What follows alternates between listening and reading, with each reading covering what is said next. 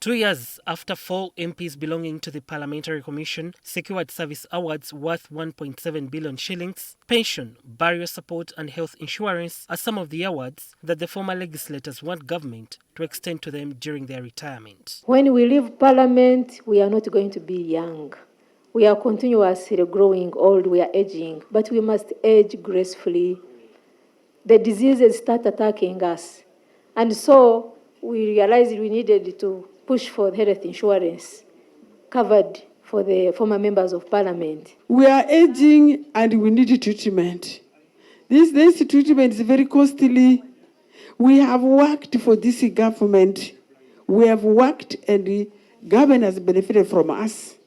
I think getting money for each one of us is not too much. According to these former legislators, they played a critical role in shaping the country and now want President Museveni to fulfill his promise of awarding them 100 million shillings each as promised in 2016. We were in the 6th Parliament, Madam. We were busy making terms and conditions of the executive. When you talk about the Akasimo, we are not creating a new will. It is just a reminder to HE. He said it himself during the day in Serena Gardens, where they had invited members of parliament and former members of parliament from the first. Former Kampala Central Legislator and State Minister for Education, Francis Babu, says government needs to rethink different schemes like the NSSF and other pension schemes so that they, ex-legislators, don't lack during their retirement. Babu adds that the central government needs to set up a national health insurance policy for everyone.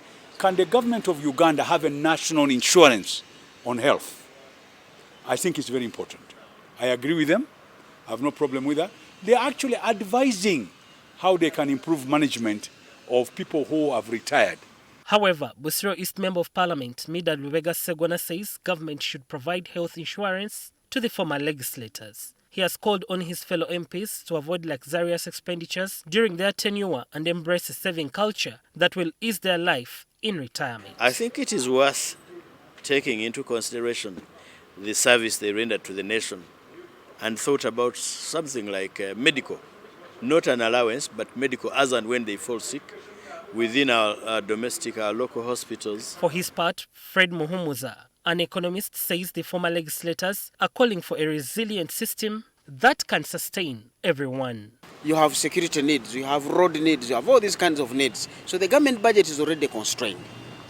But what we need to be looking at, and basically for members of parliament who actually do the oversight function, is to make sure the policies, the budgets they appropriate are building a resilient economy that will withstand the pressures as they come along the way, and also building resilient livelihoods for households so that they are not shaken up like they are coming out to say. Becca Senyonga Mlinde, NTV Weekend Edition.